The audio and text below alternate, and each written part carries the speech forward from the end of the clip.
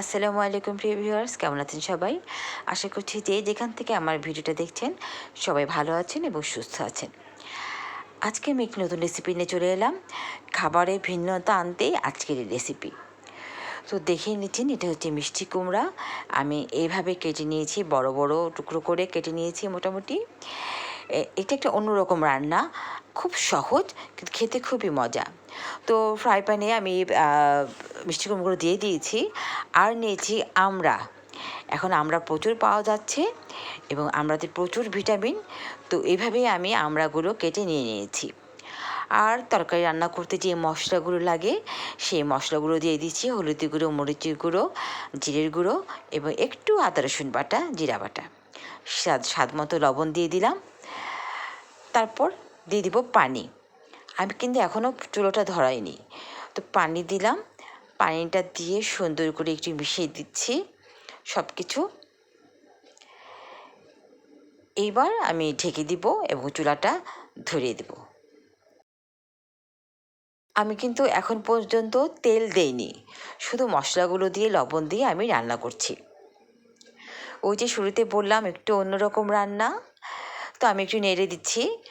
আমরা মিষ্টি কুমড়াগুলো একটু ভালো করে নেড়ে দিচ্ছি, নেড়ে আমি আবার ঢেকে দিব।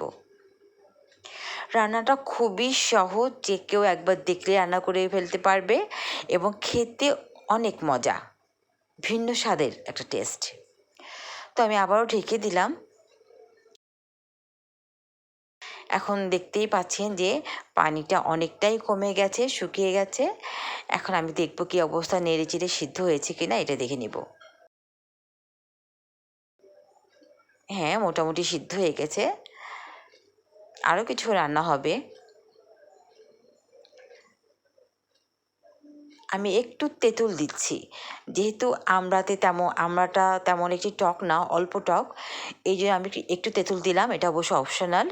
আমি একটু চাচ্ছি টক মিষ্টি ঝাল টেস্টটা আসুক। তো এবার আমি বাগার দেব, বা অনেকে সম্ভার বলে থাকে, যেটাই বলি না কেন। আমি তেল দিয়ে দিয়েছি, 2টো শুকনো মরিচ দিলাম, এখানে দিব পেঁয়াজ কুচি এবং রসুন কুচি দিব, 2টো তেজপাতা দিয়ে দিলাম, একটু বেশি করে পেঁয়াজ রসুন কুচিগুলো দিয়ে দিলাম আর কি। এবার আমি সুন্দর করে ভেজে নেব। এটা কিন্তু একদমই পুড়িয়ে ফেলা যাবে না, পুড়ে গেলে কিন্তু একদম টেস্টটা নষ্ট হয়ে যাবে, তেতো লাগবে। তো আমি অল্প আঁচে খুব ভালো করে নেড়ে চেড়ে হালকা ব্রাউন করব। আসলে সবসময় একরকম খাবার খেতে ভালো লাগে না, একটু ভিন্নতা হলে ভালো হয়। আর এই খাবারটা খুবই স্বাস্থ্যকর, কোনো ভাজাভুজি তেল মশলা কিছু নেই। তো যাই হোক, আমি এই বাগারের সাথে আমি একটু পাঁচফোড়ন দিয়ে দিলাম আর একটু কালো জিরা এক্সট্রা দিয়ে দিলাম। এটা দিয়ে খুব ভালো করে নেড়ে চেড়ে নেব, খুবই সুন্দর ফ্লেভার হবে। আগেই বলেছি যে এটা কিন্তু একদমই পুড়িয়ে ফেলা যাবে না, তাহলে তেতো হয়ে যাবে, টেস্টটা নষ্ট হয়ে যাবে। তো এটা আমার হয়ে গেছে। এখন আমি দেখতেই পাচ্ছেন, এখন আমি এগুলো বাগারটা দিয়ে দিব, দিয়ে নেড়ে চেড়ে আরও কিছুক্ষণ রান্না করবো অল্প আঁচে।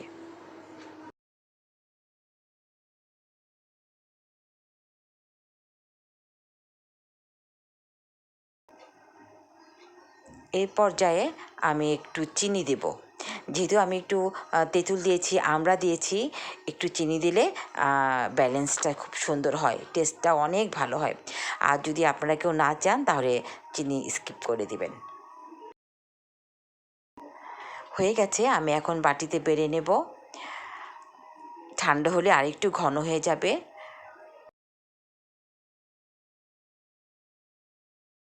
দেখেই নিচ্ছেন, এটা আমি একটু টেক্সচারটা দেখিয়ে দিচ্ছি যে অনেকটাই ঘন হয়ে গেছে। এই যে একদম সুন্দর সিদ্ধ হয়ে গেছে, অল্প অল্প ঝোল আছে।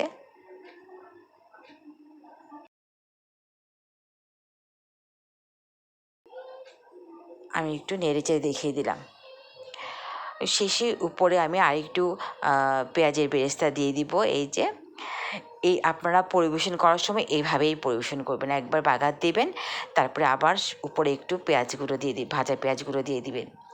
প্রিয় ভিউয়ার্স, আমার এই সহজ রান্না আশা করি আপনাদেরকে ভালো লেগেছে। প্লিজ ভালো লেগে থাকলে অবশ্যই আমাকে কমেন্টস করে জানাবেন এবং আমার চ্যানেলটি সাবস্ক্রাইব করে দিবেন। আজ তাহলে এ পর্যন্তই, চলে আসবো নতুন কোনো ভিডিও নিয়ে। আল্লাহ হাফেজ।